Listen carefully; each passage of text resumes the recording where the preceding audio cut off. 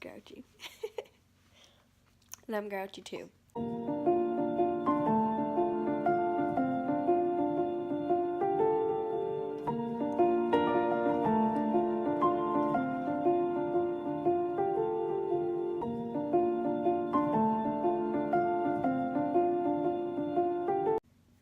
Good morning. Excuse me, good morning. Hey guys, just doing our update for Thea. She's 2 months tomorrow, yay, Thursday, and I am 11 weeks yesterday, Tuesday. So I thought I'd just do our update really quick right now. I have time. We'll do Thea first. She is sleeping, snuggled in there, doing her own little baby thing. All right, so she is 11 weeks. No, I'm 11 weeks. She's 8 weeks, 8 weeks old. And some things that have changed with her just over the last couple weeks is her vocalization. She's very vocal now. She talks. She, especially in the morning, it'll be like 5 a.m. and she'll be like screaming and talking and giggling and laughing and just chatting up a storm. And I'm like, kid, like, it's too happy. It's only 5 a.m. Like, you're way too happy. But she's just so happy. She's definitely a morning person. I am not. She's like her father. And she just is talking so much now. She's very interactive now. She's always been good at making eye contact, but now it's like very intense. It says that, so a great app to use is called, what's it called? The Wonder Weeks. So I suggest if you have a baby and you don't have that app to get it, not sponsored or anything. I just love it. And when I'm like, oh, she's doing this, she's doing that, like, I'm like, oh yeah, it's actually intentional. Like, she is actually doing it. Or I'm not like making it up because I want her to be doing something. It kind of tells you like what stage they're at, what they're going through, what changes are coming up, what to look for in their development, how to help them with their development as well. So I really like that app. And it'll tell you, like, they're called leaps, and it'll tell you when a leap is coming up. They put it in your calendar for you, so you can kind of tell. So she's actually going through a leap right now, and it's not a happy leap. It's a stormy leap, and yeah. So some of her other changes besides the talking, and then she's giggling a lot, which is really cool. Like, she's got a real laugh now. When you tickle her, when you play with her, she'll like actually laugh. So that's really cool.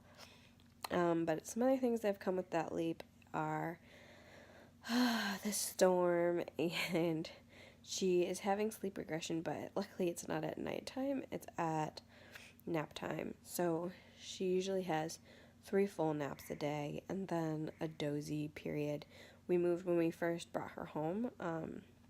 The foster mom had her nap or her bedtime at 10, and I'm not staying up till 10. So we moved it a couple weeks ago to 7:45, 8 o'clock-ish. I put her down at 7:45, and she usually falls asleep by 8:15. I still put her down at 7:45, but she is not falling asleep for like an hour. She doesn't cry or anything, but she just talks to herself and looks at the fan. I was thinking of just putting her to bed later, but I'm not going to. She's not upset, and I need to have her in bed. So we do a bath, we do a bottle, and then we put her down. I have her all day, even when I'm home or when I'm working. She's with me all day, and Brendan does help once I get home, unless he's doing things. But she just needs to be, we need time together, the two of us. And I just am exhausted by then, so, and I need to make dinner, and I like to we try to do a little bit of cleaning just to keep up, so she has to be, even if she's not asleep, she still needs to be in bed. So, and that's fine. She's fine with self-soothing, and she can put herself to sleep, and she can entertain herself, and that's fine. And usually we're in the same room, so she's not like not hanging out with us. But yeah, so that nap regression is kind of a doozy. So she'll take her morning nap. She takes like an early morning nap. She gets up at 5, and then she'll take a nap from like 7:30 or 7 to 9:30ish. And then she'll be up, eat, and then she'll go to sleep at like 10:30 or 11, and then she'll sleep until like noon, 1 o'clock, and then she'll be up. And then in the afternoon she takes a nap at like 2:33, and then she dozes off at like 6, 5:30 or 6, and then she'll be up. So the big naps are during the day, and she's not taking her afternoon nap. She'll be up at like 11:30 in the morning, and then she just will stay awake and get grumpy. And it's like, please go to sleep, and she will not. So then, like yesterday, it was really bad, and she ended up going to bed at 6, and I ended up going to bed at 7:30, and yeah, it's special. Yesterday was special. She was a grouch, like, okay, so when we say Thea's a grouch, she's such an easygoing baby, and like so even-tempered, that for her to be grouchy is like any other baby just being like fussy, but for her, like, she's having a full-out meltdown. But like her temperament is so easygoing that it doesn't look like she's having a meltdown. But like my mom will tease me, she's like, oh, is she really upset right now? Is this her full-blown meltdown? I'm like, no, it is. It just seems like she's just fussy, but like for her and her temperament, it's like a full-blown meltdown. So that was her yesterday, and we both went to bed early. The good thing is the nap regression isn't messing up her bedtime, like midnight feeding. She usually wakes up at like 2:30 or 3, and last night she woke up at 12:30, but it's not throwing it off at all, and she still woke up at 5. So it's not a big deal. So that's Miss Thea. She is growing like a little weed. She's now in pretty much 3 months. It's just the Cat and Jack and like Carter's brand that she can still wear newborn. But everything else, she was kind of in that 0 to 3 in between. But she's pretty much now 3 months. I think in a few weeks she'll be able to fit into cloth diapers for real this time. But her little thighs are too thin still, which is fine. We have plenty of disposables to work through because people gave us a lot. So we'll just keep working through them. It's not a big deal. So that's her. So for me, for the pregnancy, we're 11 weeks, and allergies, if you can't tell, my allergies kick in so bad from like now until probably the end of my pregnancy. Like October, November is usually how they go. So I'm going to be finding out like what I can take. Usually Benadryl, like one Benadryl, like half a dose at night, right before bed usually helps. But I took one last night because it was just so bad. Plus I had a headache because I did not drink enough. And I had a headache all day yesterday and then into today. I was taking Tylenol. I took half a Benadryl, and usually that's fine, and it did nothing. So luckily today the migraine's gone. I pounded a lot of water.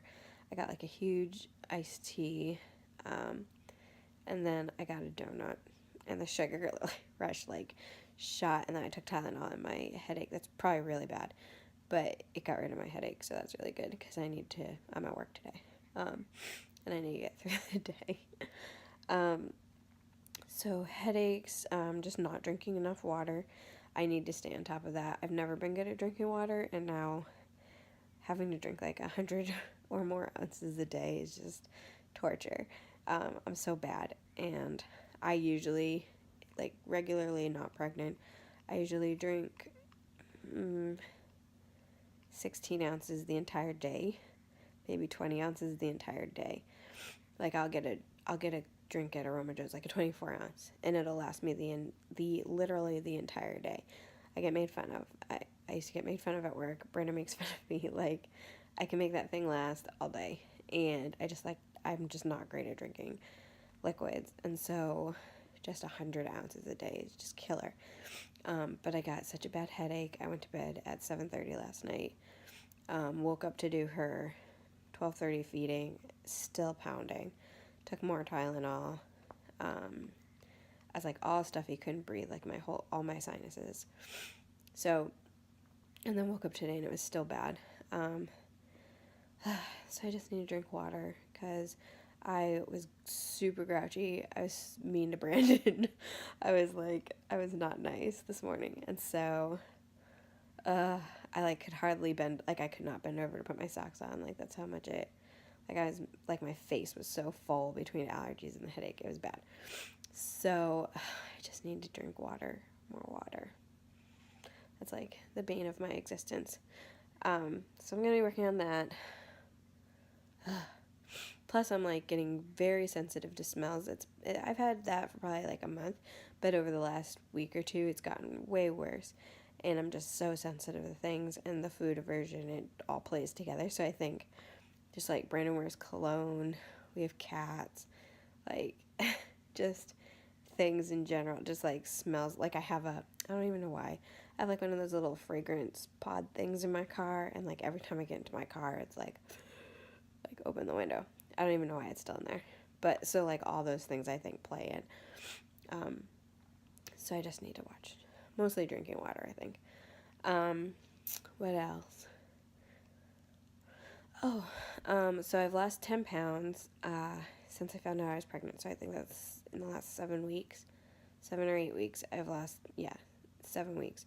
I've lost 10 pounds, which was my goal by the second trimester to lose 10 pounds. So, ding, did it. I'd like to lose 5 more over the second trimester before I start gaining. My OB said I could lose up to 15 and then not gain more than 15. So I should like weigh what I weighed before. So that's my plan. We'll see if it works. Luckily, over the summer, I'm going to see about going back to being vegan or veganish. I just felt so much better last summer when I was vegan, and I lost a lot of weight. And so long as I can keep it balanced and healthy, I think I'm going to do that, or at least mostly do that, and then, like, maybe I'll do some meat or whatever, because since I do have anemia issues, I know, like, there's plenty of veggies I could eat to help with that. But just since I'm not anemic right now for whatever reason, and it's been years since I've been that way, I'll probably just, and it's burger season, I don't know, whatever. I might like go like 80% vegan, see what happens. I just felt so much better, and the fruit isn't great right now, but it is pretty good here in the summertime, so I'll probably do that. And the veggies are pretty good, and we have a veggie garden, so that's nice too. And then let's see what else. Oh, so we decided. So I've always wanted to do a home birth. It's been my thing. Always wanted to. There's 3 pregnancy centers. I've always wanted to do a water birth. There's 3 pregnancy centers in New Hampshire. The closest one to us is an hour away. So I knew I wasn't going to do that, but we rent our condo, and our landlords are fantastic, and they said that it's fine if we do not a water birth, but a home birth. So that's my compromise. We won't do a water birth, but we're still going to do a home birth. So I'm really, really excited about that. I didn't think I was going to be able to now that we have Thea, because I didn't want Brandon to stress about driving like an hour and like worrying about getting out and like getting her to like my mom's or whatever, or all that. So I'm really excited. My midwife is on vacation right now, but when she gets back, like, we're gonna go over our plan and like get started with everything. And yeah, I'm super psyched. So we've had like negative and positive feedback, which I don't care. I'm doing it. I'm so excited. And the hospital, we have 2 hospitals. One is literally 3 minutes away, and the other one is maybe 8 minutes away.